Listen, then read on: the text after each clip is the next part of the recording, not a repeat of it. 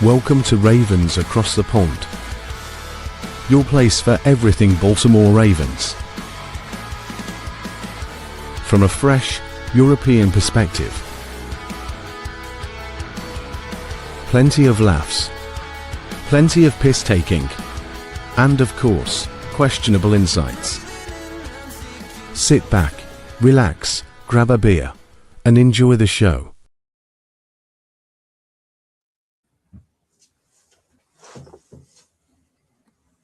Welcome back, Ravens flock, to another episode of the biggest and best Ravens podcast from the UK, the most listened to, the most subscribed. You'll see again, joining me tonight, Dickie, Nathan, DT. How are we? Good, thanks. Doing well. Nathan's just come back off a holiday, but you wouldn't have thought that by the colour of his tan. It looks like the only sunlight he's seen was from the refrigerator in the middle of the night. You'll notice as well, we've got a very special guest. This is one that I've been trying to get on for a while. We were due to do something a couple of months ago. This man knows his stuff. I love his camp updates. I know our listeners love his camp updates. He is the managing editor of the Baltimore Beatdown. Nikhil, welcome to the show. Thank you for joining us. Thank you. Thank you guys so much for having me. I think it is just so amazing the way the Ravens flock has really spread worldwide, with the NFL making the international push. It is so cool for, someone who lives in the States to see it catching hold so much across the pond. Just really, really cool to be here. No, thank you very much. It's a pleasure to have you. We appreciate you giving up your time. I know you've been at, obviously, camp. We're now getting towards the end of the third week of camp. For you, what's been the big difference between week 2 and week 1? What have you seen?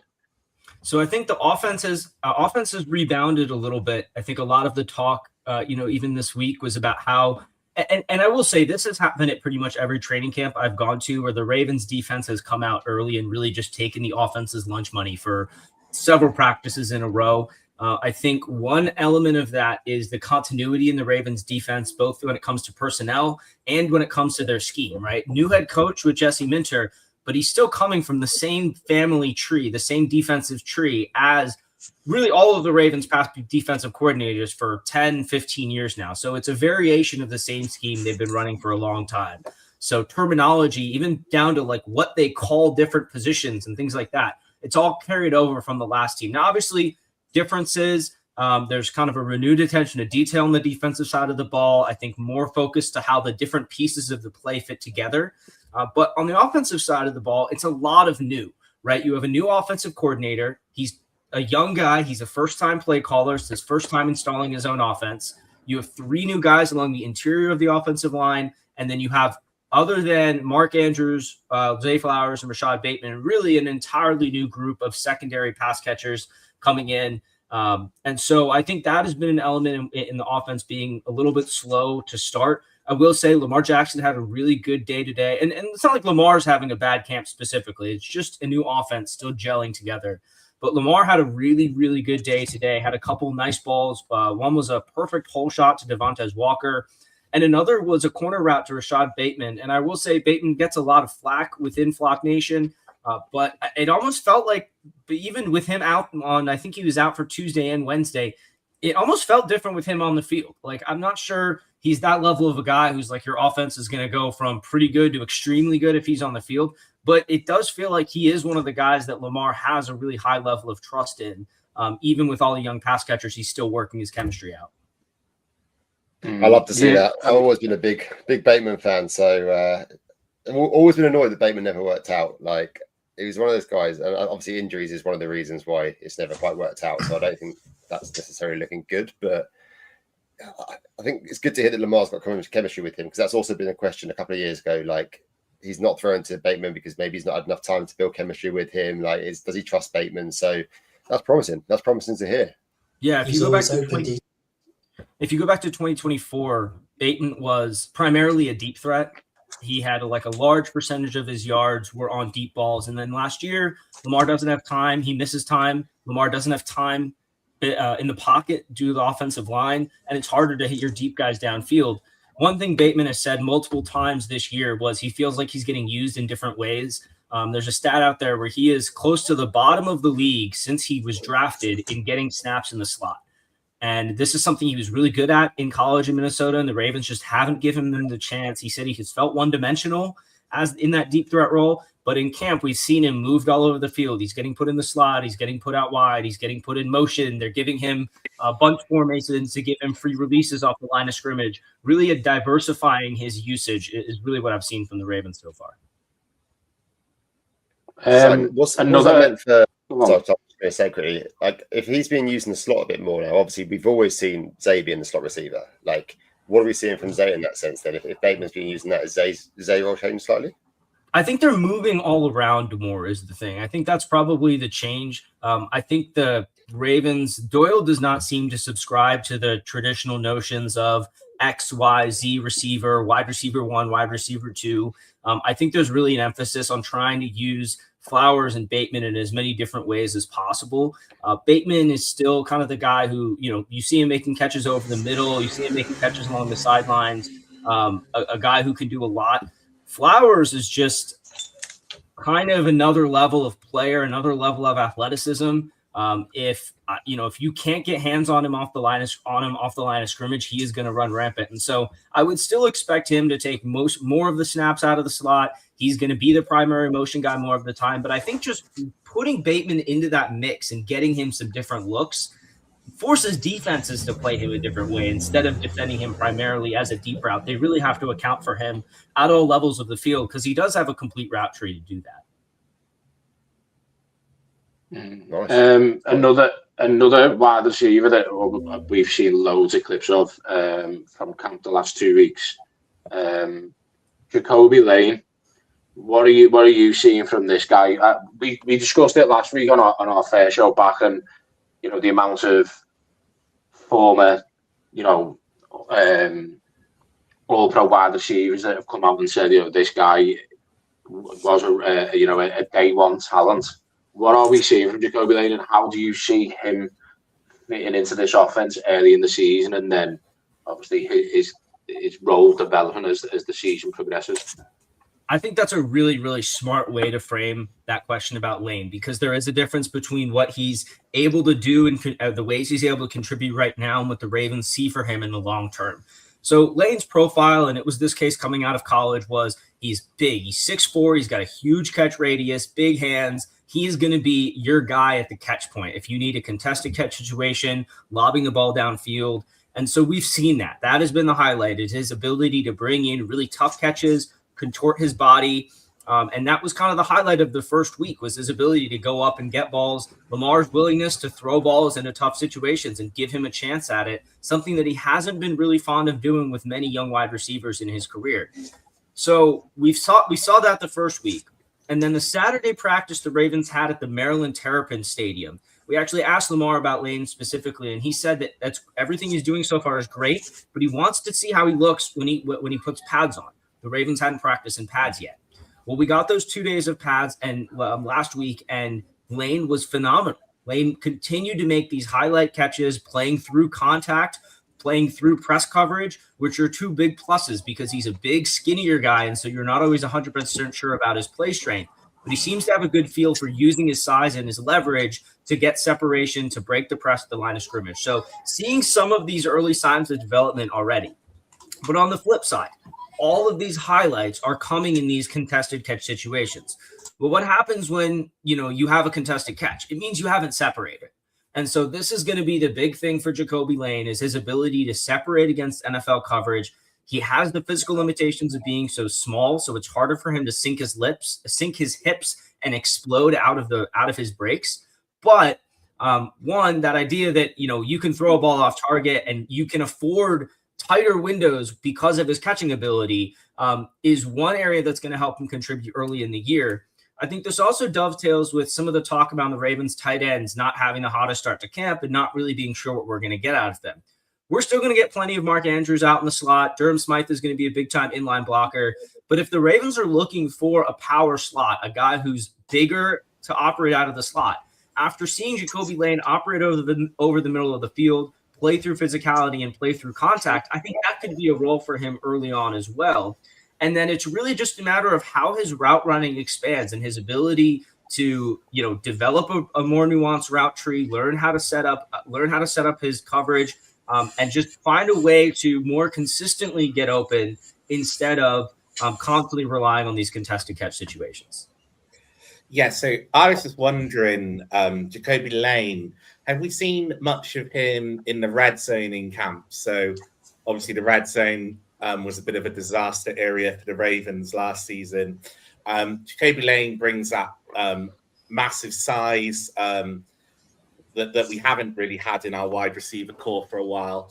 Obviously, we've seen him go up, make a highlight reel jump in catch, looked like he was about 8 feet in the air.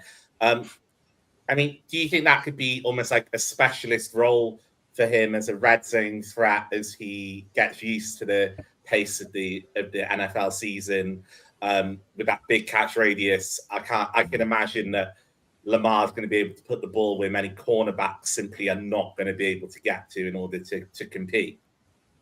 Yeah, I think that's a great read on what he could do early in the season, right? He has the skill set, what you can get out of it.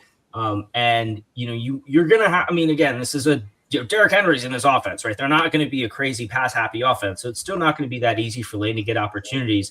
So I think you're absolutely right that carving out a specific role like that, where his skill set can shine the most and have the biggest impact, you're getting the best bang for your buck on Jacoby Lane if he's bringing in red zone touchdowns. We've seen a couple of those. He does a good job of high pointing the ball.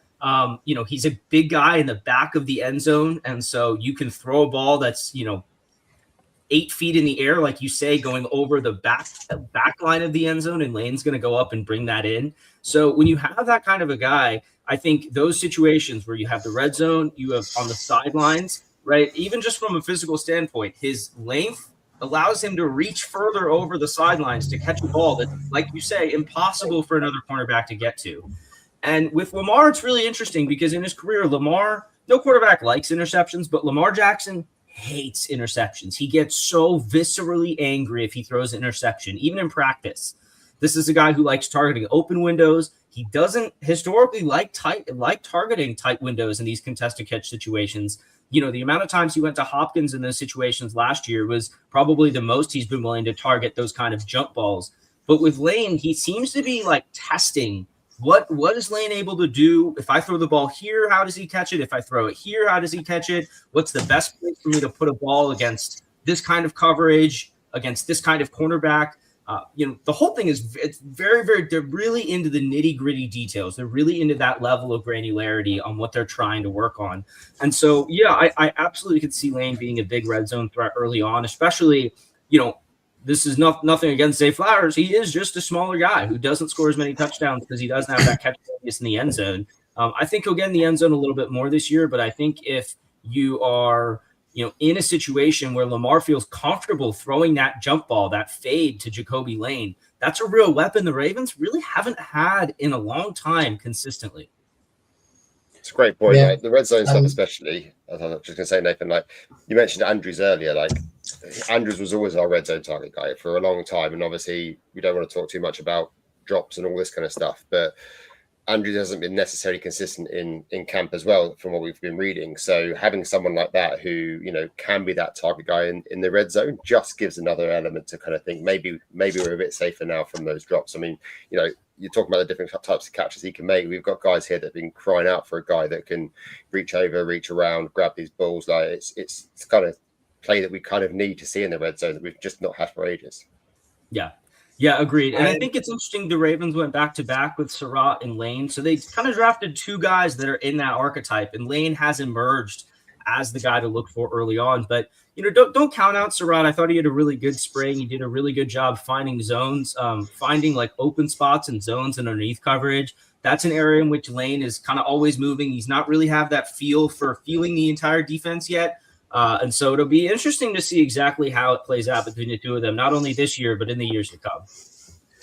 I just wanted to say the presumptive wide receiver 3 going into camp was Devontae Walker. I mean, he certainly had his fair share of big plays as well. And then the hype has been all about Lane, and is Lane seizing that job? Do you see that job being sort of belonging to one person, or do you think like there could be almost like a platoon effort going on? So Taz Walker has a very different skill set to Lane. You know, he's fast, he's quick. He can potentially get open. So do you see those guys as being used interchangeably as the situation on the field changes? Yeah, I think that's a good way of putting it. With Walker, I think the thing for me that has stood out when he hasn't been super, has had a crazy highlight reel like Lane does, but he's been pretty consistent, making a play or two every day. And really where he's excelling is where he gets to use his speed to separate from guys. There have been a couple of times where he's taken a short drag route that's only 3 or 4 yards, and he's turned the corner, and all of a sudden he's 20 yards up the field. And the other thing is he's got that speed and size to be a deep threat. And so I could see him taking on actually some of Bateman's deep threat role. Again, different offensive scheme, but just in terms of what Bateman did, I could see him taking on some more of that deep threat role. And I think the other thing is run blocking. This is still the Baltimore Ravens. I know Harbaugh is gone, but they still cared very, very deeply about their wide receivers being able to support their run game. And so this is how Ravens' younger receivers have played them on the field in the past. It's an area that Walker has taken steps forward in. It's an area that Lane and Surratt, they have the grit to go in there and dig out blockers as they need. So I think that is really going to be the difference-making factor in which of these guys get snaps, other than situations like when Lane has a designed red zone target or something like that.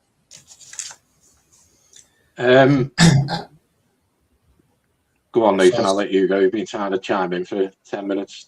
It all ties into Declan Doyle, which is kind of where I want to lead this towards. And I think he was kind of talking about how when he was running the Chicago offense, how any other team would pass in second and short situations. And he also talked about the importance of being very, very scripted and knowing what you're going to do and kind of being in that situation. He didn't want to be labelled as the guy that always goes for it in second and 1 second and short, but it seems to be such a tendency in that Bears offense. I think they did it like over 15% more times than anyone else did. Do you see that something that will be carrying over, or do you think it's something that we'll probably do maybe half the time, half the other time, because you've still got players like Derrick Henry to convert on second and 1, but it's something we didn't see a lot last year, taking shots in what some people tend to call kind of free plays or kind of attack the defense situations.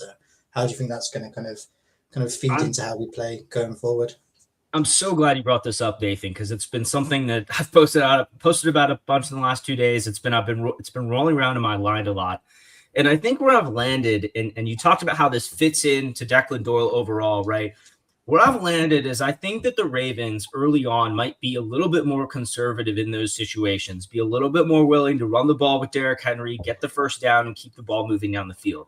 And I say this for 2 reasons. The first is that it's the new offensive install. Everything is new. If you take a play action shot on second and long and your pass protection you get the wrong pass protection, or there's some miscommunication, you take a sack, suddenly you're in third and long.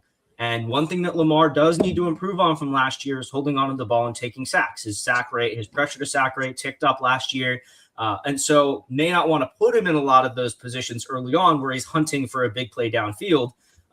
But I think as the offense gels more and more, you could see them flip a switch sometime in the middle of the season and say, okay, we're going to start pushing the ball downfield in the second short. We're going to start taking shots downfield. I think the other thing, you mentioned that, having Derrick Henry is, on second and 1 feels like an auto first down. You have 2, maybe 3 plays to get a first down. I think the fourth down approach is going to factor into that as well. Right. Coming from the Lions, Ben Johnson, and when he was with the Bears, very, very aggressive on fourth down. Jesse Minter said today he sees it very situationally. He noted they have a rookie punter. And so I think the Ravens want to avoid getting into many of these tendencies. But I think at the same time, it is, undoubtedly an opportunity that they see to strike downfield, especially if you're willing to go for it on fourth down. Well, all of a sudden, second and 1, that should be a shot you're taking downfield because you have 2 more opportunities to get 1 single yard with Derrick Henry. If you can't do that, we should probably just all go home. I mean, yeah, that's fair. Yeah. I mean, they had enough trouble doing that sometimes last year, which, felt like sometimes last year they should pack it up and go home. But, I think that his goal is to also see how defenses, Declan's goal is also to see how defenses react. And so if defenses are giving them soft shells and, a lot of coverage on second and down, they'll go for explosive runs with Derrick Henry, right? That's one of the things that this Ravens offense has that the Bears offense didn't. The Bears had a good run game, but a lot of that came from scheme. The Ravens have a good run game based on scheme, but also just the guys who can turn, a 5-yard gain into a 25-yard gain like that. Yeah. You mentioned them before, and obviously discussing the tight ends, it's been well documented that there's tight end struggles in camp, specifically Mark Andrews. What have you seen? Obviously, being there in camp and watching this, what are these quoted struggles that we're being told? Again, I still kind of connect this to the install and the scheme. The tight ends aren't getting like a lot of downfield action. There aren't a lot of like plays for Mark Andrews up the seam, for example. It's a lot of underneath stuff, a lot of sit routes, flat routes. So I think that's one element of it, is they're just not doing a lot that's super exciting. We could start with Andrews. Andrews has had a drop or two. I think the car accident, the 2023 injury, car accident, 2024 training camp, had a really nice efficient season last year, and then in 24, and then last year was just nowhere near what he looked like. So you have to wonder at this point if age, injuries are starting to catch up. He is a guy who's played through a number of minor injuries over the years. And can he make that evolution from I've won with my athleticism and my physicality before? Can I make the evolution into winning more with nuanced route concepts, with setting up my defenders? I think one thing he's always been really good at is finding soft spots in zone coverage. And I think at times during training camp, Jesse Minter has mentioned this, you're trying to get in specific work for individual players, not just the unit as a whole. So I think my guess would be, and I don't have a way of quantifying this, but my guess would be the Ravens ran a good bit more man coverage in training camp in the preseason than they will during the regular season. And that might be true of a lot of teams. Andrews is really good at finding soft spots in zone. And so that might be an area that, you don't really notice or identify as being really effective in training camp, but could still emerge. But I think the days of him being, 1,000-yard tight end are really gone. For me, it's about his efficiency. That 2024 season where he had 11 yards per target or something really high. He had a lot of touchdowns. He was really effective in the red zone. Can Mark Andrews be the Mark Andrews we know? Okay, you're not going 9 catches for 80 yards every game, fine. But are you making the third down conversions, the extended plays with Lamar, the times when you need to be Mark Andrews? Can you do that? Number 2 is going to be Durham Smythe. Declan Doyle loves this guy. He blocks his butt off. They've talked about him having a blocking impact on the level of Patrick Ricard. Now, it's a different position. It's going to be different styles of blocks and usage, but that's how they see him, as effective as they see him as a blocker. And so he's not going to make a ton of noise in the passing game, but he's going to get a lot of run, digging out linebackers in the run game, getting out to the edge and trying to beat safeties outside. He's going to be doing a lot of that.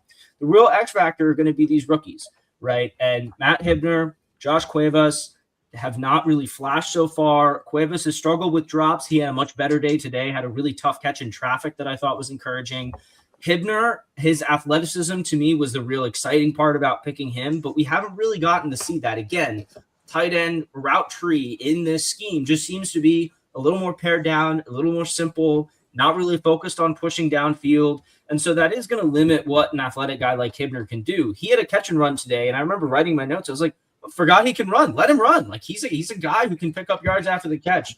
I think it is going to be a little bit of a work in progress. And I think early in the season, you're going to be seeing a whole lot of Durham Smith on that inline tight end role. I would like to see Mark Andrews, back to that efficient best, like you said, in 2024. But again, as you've said, the injuries, the lengthy career that he's had already, could you see him? I know you did kind of evolving and running these routes and trying to trick defenders. Is that something that you can see him doing? I mean, obviously, it's going to have to be something he is going to have to try if we are going to see production from Mark Andrews, in my opinion, this season. Yeah, I still believe in Mark Andrews. Maybe not in the level that I still believe in Rashad Bateman. But again, I think it's about asking yourself, who do you need Andrews to be? The Ravens, when Andrews was in his prime, they needed him to be Travis Kelce level, George Kittle level production as a tight end. They needed those 1,000 yards. He had like what, almost 1,300 yards one season. I want to say, like, he had that one crazy All-Pro season. They needed that because they didn't have the receiving talent. But if you look around the NFL, really a lot of the best teams, very few of them have their tight end really as their second or even third best receiver. And that's partially the nature of the position, the athletes that you find at the position. And so in a way, I think, no, this isn't the Mark Andrews of old, and he's not going to put up those big volume numbers. But at the same time, the Ravens offense, I think, is in a better space as a unit if they're working more with Lamar and the wide receiving talent that he has than constantly feeding the ball to Andrews. So it has been interesting for years. There's a running joke among the Ravens media corps that it's in Andrews' contract that Lamar Jackson's first pass of every practice goes to him. And that hasn't been the case this year. Lamar has been looking for Zay and Bateman off the bat, typically a little bit more than Andrews. And I think that's just a sign of the evolution of Lamar as a passer, what Declan Doyle wants out of this offense. One thing I will say about Andrews is he's grown as a blocker. And so that's obviously going to, not that there's any risk of him coming off the field for Smythe, but I don't think the Ravens are going to use fewer heavy formations than they have in the past, because that's still a real big numbers advantage for them. And Andrews is still a guy who, he'll stick his helmet in there. He'll dig out a linebacker if he needs to. I just think that, him flying downfield on these crazy catch and runs or anything like that's just probably a little bit past us now. Sorry, Dickie, just before we move on to what Dickie's got there, one of our listeners, Dean, he's a huge fan of yours, Nick. He's been really excited about you coming on the show. He's watching this while laid up. He's done his ankle again. He's got ankles like a 50-year-old wide receiver. He's asked, be interested to hear Nikhil's early impressions of Adam Randall. He's hearing good things. Well, first of all, Dean, I hope your ankle gets better, and thank you so much for all the support. Adam Randall, that guy runs hard. I think one thing that is really important in training camp is knowing the rules of engagement and how much you're allowed and not allowed to do in terms of contact. And I think running backs are the guys who can get away with the most because they're, I'm just running into the hole. I'm just doing my job. And so you see guys bouncing off of him even when they're not doing a lot of contact. And then I thought it was really funny when the Ravens had their first set of live contact reps last week. I think Adam Randall got the ball at every single play, and he just charged into the pile and makes guys miss. And so I'm really excited about his long-term future as this team's running back. Now, I still think this is going to be the Derrick Henry show. You're going to have Justice Hill in there as a third down back. I even don't think that Randall's experience as a receiver at Clemson is going to help him get on the field that much as a rookie. But again, this guy's super young, handpicked by the owner, which I think Bisciotti is a very long-term thinking guy. I think that tells you kind of what the Ravens see in Randall. But I really like the way he runs. I think he's deceptively shifty. The guy who's big, tall, and fast kind of gets knocked as a guy who's not super shifty or agile. But I think Randall has good footwork and a good feel for kind of hitting the hole at the right angle. Like, there's the hole that you want to hit and burst through, but once you get to the other side, you have to make the right move coming out of the hole to beat that first defender and then get into more open space, which I think is a little bit of an underrated area for running back. Randall, I think, is quite good at that. And I think him getting this tutelage under Derrick Henry is just so valuable, right? This is the big body running back of all time, one of the greatest running backs of all time. And the more that Randall can pick up from him, especially when it comes to taking care of your body and operating as a big body back in the NFL and the advantages and the disadvantages that gives you, Henry knows all of that on the back of his hand. And so I think, I'm very encouraged with by how Adam Randall's been running so far. I'm really excited to watch him in live action on Saturday against the Eagles. There was an article a couple of days ago which described Adam Randall's ability to potentially step up as a joker in the Ravens offense. Are you buying it? Is it pre-camp hype, or is it something which we could actually see, maybe not this year, but maybe going forward? I think it's a little early. The one reason why I when he was drafted, I was like, former receiver, maybe could be a third down back quickly. The reason he's no longer a receiver, part of it, yes, Swinney asked his team asked him to move to running back to help the team out. Part of that is also because he actually doesn't have the best hands. His hands are probably, good for a running back, but there's a reason he's not a receiver anymore. The other thing is pass protection. This is one of the big reasons Keaton Mitchell didn't get on the field last year, is because he's not big enough in pass protection to really slow down those blitzing linebackers. And if your third down back can't do that, then you're giving away too much information to the defense when he's on the field. You know that back is either going to be a weakness in pass protection, a liability, or he's going to be running a route. And that kind of just puts a target on his back for opposing blitzers. Randall obviously is not going to have that problem, but he's got to get better at scanning the pass rush and moving to the right spot to protect the quarterback. Really, until he gains a lot of trust in doing that. Because if you think about the hits that we've seen Justice Hill deliver over the years in pass protection, right? And we've seen his ability to watch Lamar Jackson's back. Randall has to take a big jump in that area to earn the trust of the coaching staff to get that kind of a role. I don't know how much they'll scheme up other design touches for him just because of everything they have in the offense. I'm not sure how much Doyle is going to add to his playbook to try and feature Randall specifically, as opposed to just pulling him up as a change of pace back for a handful of carries every game.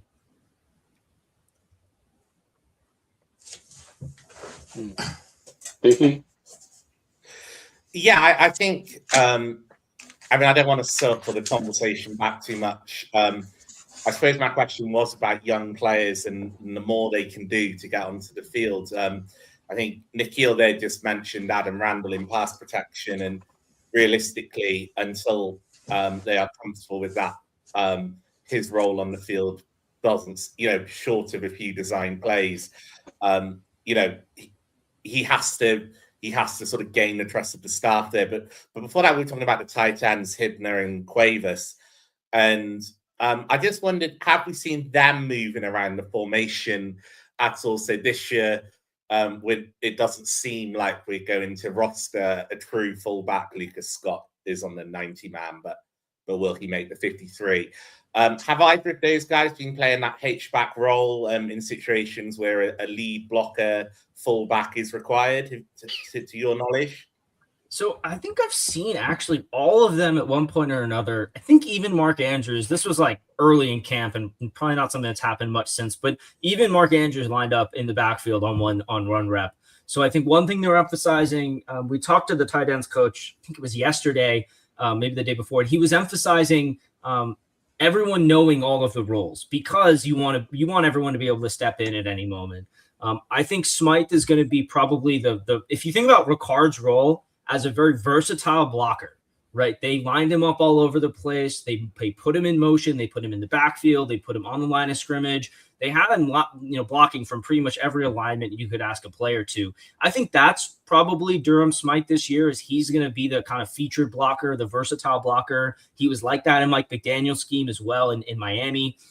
But then I think Cuevas is a guy who I could see operating that H-back role. Hibner, to me, is really, I want to see him work on his inline blocking and become the Ravens' next inline slot hybrid guy who can come in and block inline, but really thrives in passing situations out in the slot, because that's a lot of what he did in college. But tight end, I think we talk about quarterback, we talk about middle linebacker as their really tough transitions to the NFL. I think tight end might be right up there too, because these guys come in, a lot of times they've been recruited as receivers. They changed the tight ends in college. They're still focusing on being pass catchers. And then they come into Baltimore, and you get on the field in Baltimore as a tight end by blocking, even more so than you do as a receiver. So for Hibner and for Cuevas, so much of it has been taking their blocking technique, going back down to fundamentals, and really building them up block by block. And it's been a lot for them to take on. Durham Smythe played a big role in helping teaching them and getting their blocking technique to where it needs to be. But I think it's just possible that we don't see a ton out of those guys early in the season, just as they transition into so much that is new for them. Yeah, fair. I'm just conscious we've spoken loads about the offense. There's lots to talk about. What's your take on the defense? Any young players popping off in 11-on-11s to you? Who's making the plays? Yeah, let's start with Keon Martin, undrafted rookie last year who made the 53-man roster. as a primarily on special teams, but had a really good preseason. Plays primarily out of the slot, although, you know, it wouldn't shock me if the Ravens moved him around a little bit just to even in the preseason, just to test him and see how he can contribute from the outside as well. Played well when he was asked to during the regular season last year, and then has really just been lights out in training camp. Has had a number of really, really good plays. He's always around the ball. And for me, I think there's two things, especially for a slot cornerback, that I'm looking for. The first is just awareness and knowing where he is on the field at all times, knowing what his zones are supposed to be, knowing which route he's supposed to pick up or pass off. That's really key as a slot defender because you're helping protect the middle of the field as well as covering whoever's in the slot. So that's been a big plus. The others, he's always coming up to make plays. I would say him and rookie Chandler Rivers are the two cornerbacks who, if there's a pass into the flat, if there's a swing pass to a running back, if there's a check down, they are the first two guys there if they're on the defense who come up to make plays. And so that's something with Keon Martin where, undrafted guys fly under the radar for one reason or another. And I think the Ravens have just really unearthed another undrafted slot corner gem in Martin. I've been very impressed with what he's been doing. So I think he's probably the biggest defensive standout. Off the top of my head, Keandre Jackson, another undrafted rookie from last year, safety, has made some plays on defense. It's going to be hard for him to get on the field defensively in that safety room, but he's still going to be a beast on special teams. And then a lot of the chatter has been about the pass rush, right? Mike Green has been exploding off the edge. The Ravens have Zion Young, who I think is kind of dealing with that transition to the NFL as a power rusher where you learn that you can't bull rush through every single offensive lineman. But we've seen him show some inside counters so far. I think the young defenders on the Ravens, to me, are the players who could take them either, one, get them through the season in terms of injuries, but two, really take their unit to the next level. I think the veterans on defense really are just the backbone of this unit. If it was ideal for the Ravens, you actually wouldn't see a lot of these young guys play too many snaps this year because all of your veterans would stay healthy. Talking about staying healthy sorry, Tom, I was just going to say, talking about staying healthy and obviously, we talk quite heavily there about cornerbacks now. Probably can't have a conversation around cornerbacks in camp without addressing the elephant in the room that no one really wants to talk about because we're just kind of touching wood and praying nothing bad's happening. And so far, reports are sounding good. But you wrote pieces about how good Jacoby Lane was doing, and you've obviously covered the piece around Nate Wiggins going off. Now, Lane was also in the play when Marlon Humphrey went out. Is Lane the guy that's made camp and also breaking it at this point? I think it's funny that Humphrey has taken a lot of flack for the first 2 weeks because he was on the wrong end of so many of these Jacoby Lane highlights. But no, I mean, I don't know exactly what happened with Humphrey yesterday. He just kind of took himself out of practice at one point. Wiggins, I mean, again, I'll knock on wood here, but every single sign that I'm getting, every report we're seeing about Wiggins, everything I'm hearing is good. It seems like he avoided anything major. Minter said today that he might even be back next week. And his original injury, I was worried that he might miss time, might not be ready for week 1. But it seems like something relatively simple. The way that he injured it, I thought he may have hyperextended it. I don't know enough about any of that to really put that out there on Twitter as soon as it happened. But in thinking about it and looking at how his injury has gone, it's something that is more of the moderate to minor scale. So there's reason to feel really good about that. And the other thing is the Ravens, they can never have too many corners. And every offseason, they really do a good job of building up cornerback depth. So this year, Chidobe Awuzie and TJ Tampa are their backup outside cornerbacks. Those are two guys that could be starting on probably a dozen NFL teams right now. They could start on the boundary, and they're the Ravens 3 and 4. So the Ravens are in good shape when it comes to that. I've always been big on Tampa, so, not that I want anyone to be injured, but I do think it would be nice for him to get some starting opportunities, especially because next year the Ravens might very well need him to start on the outside opposite Wiggins. You've got Awuzie is older on a 1-year deal. Humphrey's in the last year of his deal. And so Tampa is a guy who I could see being a long-term starter for this team. And so that is, even dating back to last year, I was like, let's get this guy out on the field a little bit more. He always holds up well when they ask him. And I think the other thing is he has done what the Ravens ask of their young players, which is develop on special teams. He's become really good on special teams. And so I think he's also earned the right to get a little more playing time on defense. Yeah, Tampa's seen he's like the interviews we've seen of Tampa, he's just chomping at the bit. He seems so keen to really prove himself. Like more than anyone I've seen interviews with Tampa where he just wants to be the guy that's going to really make his name like this season. He's ready. Lots of news reports coming out about TJ Tampa last couple of days. People knocking on the door asking for trades. We should be very thankful, very, very thankful that we keep such a nice depth chart at CB, because they do happen, and yeah, it's great to have good depth there. So, obviously, thinking about the depth at defensive back, I think we're really comfortable with that as a team.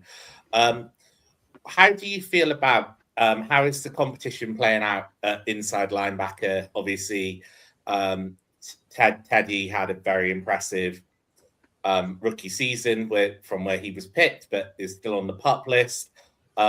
How's Simpson coming along as the presumptive inside linebacker too? Have any of the kind of undrafted rookies been making a play for the roster? Somebody that had a great camp last season, haven't really heard his name, which may not be a bad thing, but Higgins this offseason, has Higgins taken a step forward? Yeah, so one thing is always tough for linebackers when you can't run and tackle. It's always you're a little bit more limited in what you can do. Even just like surging up to the hole, well, you have to be able to give yourself enough time to stop yourself so you don't deck anyone. So it's always a little bit tougher for them to stand out. Unfortunately, I think the biggest Higgins highlight, as I can remember, is when he got put on the ground by Emory Jones, and then the two of them got in a little scuffle. And so, again, it's not that he's been playing bad. It's just hard for linebackers to make a lot of plays. However, undrafted rookie Dominic DeLuca has been making a lot of plays. He's a guy I'm excited to watch on Saturday. Another guy who's coming down, playing down here really well, always around the ball. And then there have been a couple times where the Ravens have gotten a coverage sack on defense. And as I've been watching, the receivers scramble and try to get open, I've noticed DeLuca has done a really good job locking down the middle of the field. He's partnered with Higgins on a couple of those snaps too. So this is a guy, it's just tough with the math of that linebacker room and the Ravens roster math in general. I think it's very tough, for DeLuca to make the roster. I think there's probably one spot between him and Higgins, maybe. It depends on what the Ravens want to do with that fourth linebacker spot. And then there's also Buchanan's recovery, right? I think, we're still not really sure when he's going to be back on the field. Again, because it's a similar defense, it might not take him too long to get up to speed mentally and feeling back in place in the defense. But I think that Higgins, the Ravens know what they get out of him on special teams and offers that very solid baseline of performance there. And so it's kind of a question of, well, do you see Higgins developing more? Do you think DeLuca is really going to offer more on special teams than Higgins does? But that's an area where I think the Ravens, veterans, Trenton Simpson and Roquan Smith, really are going to make or break how the season goes for that room. I think the younger guys, just historically in Baltimore, younger inside linebackers rarely get that much playing time as early on. You've mentioned obviously a couple of times UDFAs. A question that we got sent in before the show today. Again, this is from Dean. He asked, we have a history of UDFA players making the roster, but this off-season, we've heard very little about any undrafted players standing out. Obviously, you've mentioned a few there in your last piece. Has anybody stood out to you in camp? And is there a UDFA there now where you can say he's going to make the 53? Yeah, so I thought this going into camp that there wasn't one, and I think I still feel that way. I think the one spot that I would maybe give a chance to is Ethan Burke, edge rusher, maybe beating out Adisa Isaac for the fifth edge rush outside linebacker spot on the roster. The problem is my thinking on that was when Isaac was on the PUP list to start camp and wasn't healthy. Isaac's been out there. And whenever he's been out there, he plays pretty well. He knows he still has that athleticism and that physicality in his game. Has done a really kind of like how Odafe Owe came out of college and still figuring out how to rush the passer, but just a really fast physical guy made him really good against the run. Kind of the same thing with Isaac, where he's still figuring out how to use all of his physical gifts to get to the passer, but he's, you don't need as much complexity when you're trying in run defense. And so I think it's going to be tough for Burke to beat him out. Just former third-round pick versus undrafted rookie. unless Burke goes absolutely crazy in the preseason, it's not hard for the Ravens to envision, well, we can just sneak this guy into our practice squad. Whereas Isaac, a former third-round pick with, that really high relative athletic score coming out of Penn State, pretty heralded prospect, might be harder for the Ravens to waive him and sneak him back on the practice squad. So I think that's also where the math comes in. And this year, especially with, and I'll knock on wood here again, with the injuries, right? Keon Martin only made this roster last year because of, the injuries to, he may have made it anyway, but the injuries to Bilal Kone and Robert Longerbeam kind of guaranteed his roster spot. The Ravens have luckily been able to avoid that this year. And so I think that also really limits what an undrafted free agent could do. I honestly felt this way when the undrafted free agent class came out. I was a little bit underwhelmed by it compared to some of the past years where I was like, oh man, these are 4 or 5 guys I think should have gotten drafted. And I think that's partially just because of how deep the team is right now and the fact that there really aren't that many spots for an undrafted rookie to even compete for the 53-man. Yeah. Another thing I want to touch on before we do a couple of questions, Nikhil. This week there seems to have been some form of shade kind of thrown in the direction of a former head coach. What are your views on that? I know Lamar was asked the other day with the difference, and he kind of just sniggered and looked down. I know Zay Flowers has kind of mentioned that it is totally different. What are your thoughts on this shade kind of being thrown? At times subtly and other times not as subtle towards a head coach. Okay, at the end it wasn't the kind of the fairy tale ending that we all wanted after what happened in Pittsburgh. And a guy who did so much for the organization. Just I'm intrigued to hear what your views are on this.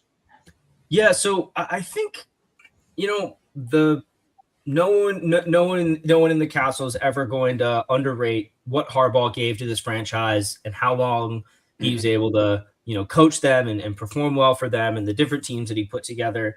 But there was no question that by the end of last year, a lot about his style was getting stale, right?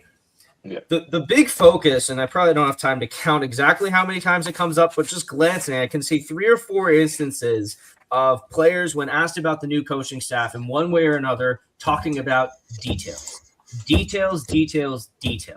And so I think that is a big difference when you have young, I think it's a bit of a younger coaching staff. I think a lot of these guys are maybe a little bit earlier in their coaching career. They're hungry. And I think that separating offense and defense, it's installing everything new. And so they're like, let's get all the finer details down perfectly from the beginning, instead of kind of building with big blocks and then slowly building up to the finer details. We're going to be focusing on everything, doing everything as best we can right away. Not just let's install the play and then fine tune it. Let's get it fine tuned coming out of the gate.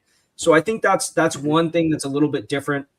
And then on the defensive side of the ball, they have the luxury a little bit to focus really hard in on details because it's carrying over from a lot of what the previous Ravens scheme has been. So I don't think anyone in the team in the locker room is really looking to take shots at Harbaugh or Monken or Zach Orr, as opposed to just expressing optimism and excitement about how they're being coached. But I will say this attention to detail has manifested itself in a lot of ways. We've heard multiple players, multiple receivers, veteran receivers say, I'm getting used in ways that I've never been used before. And so you wonder, you've been in the league 5-6 years. How have the Ravens not found different ways to use you, Rashad Bateman, right? And you hear TJ Tampa talking about the attention to detail from the coaching staff, right, in the secondary, and the focus on knowing your role I think this is actually on both sides of the ball, knowing what your role in the play means for everyone else in the play, not just for the play as a whole, but how you individually affect the left guard, the center, how you as a safety affect the cornerback, the edge rusher, not just within the context of the full play. And so I think it's that level of granularity that the Ravens are really drilling down into in team meetings that they're really focused on. It's time consuming. And so I don't know how Minter's juggling everything. I really have no idea. I think Harbaugh gets a knock for not being what I like to call a scheme lord. someone who has a signature offensive or defensive scheme and brings that to the table and kind of is able to coach that better than anyone else. And that is just where the NFL has gone. You don't have, your Belichick's anymore. I mean, Belichick was kind of a defensive scheme lord in and of himself too, but you don't have kind of these CEO style head coaches the way that you used to with John Harbaugh. And so having a guy like Minter, who is just so fully steeped in defensive football, brings so much to the defense, especially the secondary room, because he's a former secondary coach. I saw him out there today on the back end of 11-on-11s talking with one of the safeties between plays, but pointing and showing this, that. And it's that level of detail that I think that he brings to the role. And then on offense, it's a lot of young coaches. I think a lot of young coaches, a couple former offensive coordinators, an interesting balance of experience and youth, and their desire to install a new scheme really opens up new avenues, right? Todd Monken still came in and installed a scheme under the guidelines of what John Harbaugh wanted to run. And it's not that Minter isn't involved in the Ravens offense, but he did bring in Doyle for a reason. He brought in Doyle because he is a descendant of the scheme lords, Sean Payton and Ben Johnson. He talks about Declan Doyle, I think, talks about Sean McVay. I think his name comes up in almost every press conference, even though he never worked for him. So you can tell he's drawing a lot of inspiration from that coaching tree as well. And so I think when your staff changes and everything is new, just the options opened up. Your mind is opened up. You have new ways of thinking that are being literally transported into the building in a physical nature in these coaches that allows you to kind of discover different things. I think that was the problem with Harbaugh. They were stuck in the mud. It got stale. They were doing the same thing over and over, and they got too predictable. And so that's one of the other things I think that they're really focusing. Both Minter and Doyle have talked about this week. We don't want to fall into tendencies. We don't want to become predictable. We don't want other teams to know what we're doing. That was a huge problem with the John Harbaugh Ravens. You kind of answered one of the questions, one of the last questions that some of the sent in. Chris had said, what is the most notable difference that you've seen from a Harbaugh camp to a Minter camp? And that you've pretty much summed that up quite well there. But is there anything else that you would add to that? So one thing is they're practicing in the morning, which is different than it has been in the past. In the past, they would always start practice at like 2:00. As a writer, it kind of stank. It's a lot nicer to get out there in the morning and have the second half of the day to do cool things like this. So I think that's one element. The whole energy is refreshed. One thing I noticed in particular this week that was interesting, Ravens offensive line coach Dwayne Ledford has been breaking down each element of a block in drills with his linemen, and he's having them focus on individual body parts. And there's even one drill where they're laying, like, their legs are on the ground and they're kind of sitting up like this. Like, I can't show this properly. The legs are laying on the ground. They're sitting up like this, and they have to explode with their front and come off their feet and explode into the shed. That's really not a good way of showing it, but it's breaking down into the different composite parts of a block based on the body parts.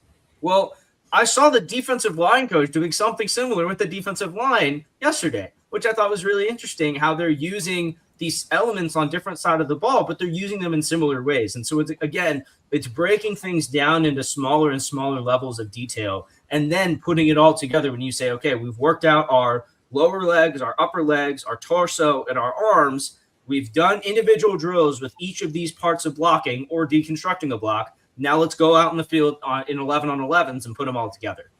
I think that level of detail is not something I saw. Sorry, Nikhil. One thing I was quite interested by, because you're lucky enough to get up close to them. You can, you hear them live on the podium. You can ask your questions. Do you think there's a greater level of candid communication with reporters this year? So I think when, say, Flowers went down, Minter was quite quick to be positive about that, and then that injury did turn out to be relatively mild. Flowers back in training today.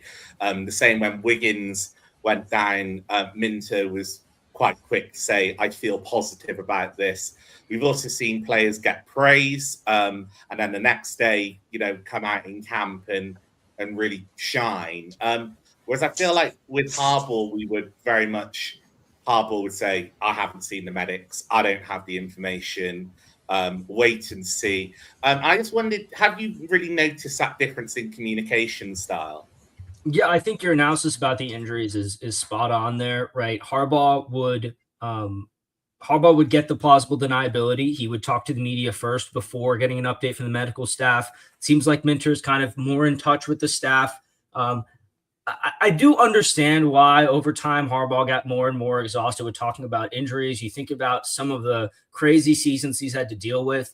But I do think that that Minter's energy and excitement about what he's doing is more that of someone who is a new head coach as opposed to someone who's in their 30th training camp and is like, okay, this is kind of just another day, good day of work. A lot of what Harbaugh said started to just sound like, kind of platitudes, things that any coach would say all the time. Minter's like really giving, I think, a level of detail that's new. But I also, I feel this way across the whole staff. I feel this way, having talked to like Harlan Bauer, the outside linebackers coach, Anthony Weaver, who's back as the defensive coordinator. He was always a really great guy to talk to at press conferences. We had Israel Wolfworth, the quarterbacks coach today. It's just guys who have not been in these positions before. And so there's a lot of like just excitement and willingness to talk. And I think they understand that I got to imagine that somewhere in the castle, the coaches know Harbaugh was here for 20 years. These fans are used to the same old. If you meet them where they're at, when they're excited in new things, I love getting a chance to ask these coaches football-related questions. I asked Pernell McPhee a question about rushing from the inside today. It's something I've been wanting to ask him for, honestly, years. There's just an excitement to kind of talk ball on that level in a way that I think when you have such an entrenched staff that's the same year after year, and it's like the same players, you're asking about the same situations, it just gets a little bit tired. And so I think the refresh just in so many ways has brought just so much fresh air to this franchise. Nikhil, we are wary of time. We appreciate you coming on. Just one last thing from us. If you could use one word to describe your feeling about the Ravens going into this season, what would it be? Ooh, all right. Let me think. I just think anticipation. I just think there's a sense of I want to see Declan Doyle call plays. I think that's probably the number one thing is I want to see Declan Doyle call some plays. And even in the preseason, we're not going to get the full complement of what he's going to do. And so I just think you go through it's a crazy offseason. I mean, the Ravens have never really had an offseason like this, right? And even talking to the veteran beat writers at the castle every day, they're telling me like, wow, this is crazy. This was a lot of new stuff this offseason. And so as much as I've been talking about the new today, it's like, let's line up and snap the ball and hit some guys. And so I think there's the anticipation of there's all this hype. There's Jesse Minter is going to fix the defense. Declan Doyle is an offensive wizard. Jacoby Lane is the next Calvin Johnson. It's time to put on the pads and let's see what it looks like. So I think anticipation is probably the best word.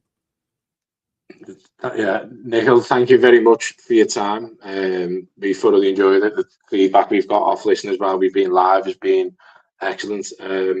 We would love to have you back on the show if you would come back at some point. Maybe once the season started, we can look at getting you back on. But yeah, thank you very much. Is there anything from you for us before we go? Like I said at the beginning, this is just so cool. I just think it's amazing how American football has gone international, the way that fans across the world have embraced it. So for me to get this opportunity to introduce myself to some more fans and share what I get to take in at training camp, for me, I found this so valuable. So I really want to thank you guys and all of the listeners for having me on. Yeah. It's our pleasure. Our pleasure. Yeah. For all our listeners and obviously people that are new to you and might not have seen your stuff, where can they find you across socials, websites, obviously the stuff that you write, the stuff? Yeah, you can find all my Ravens stuff on BaltimoreBeatdown.com. That's SB Nation's Ravens site. Try and get a good number of articles out there. And then a lot of my coverage is on social media, on X as well. My tag is at Nick, N-I-K, Noseball. So I'm always on there. Feel free to come on. I post training camp recaps every day and going to try and have more videos this year because it seems like people are seeming to enjoy those. So, yeah. Thank you very much. Yeah, it's been a great show.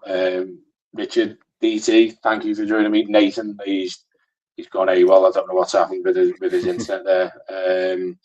Yeah, no, thank you very much. Listeners, the show will obviously be out tomorrow on Spotify and Apple for 9 o'clock in the morning UK time. It's been another great show. We'll be back next week with a Ravens Super Bowl winner on the show. So we cannot wait for that one. Thank you for watching. Thank you for listening. Femi is awesome. Femi is awesome. You're going to have a great time. Really looking forward to sitting down and speaking to him. And I did, obviously, when I'd been in communication with him, the amount of time that he'd spent in the UK, obviously he was at the London Monarchs for a period of time. So I'm really intrigued to get his opinion on what he's noticed in the growth of the game in the UK from obviously back when he was here then. So yeah, thank you very much. We've been Ravens Across the Pond. We'll catch you on the next one. Cheers, everyone.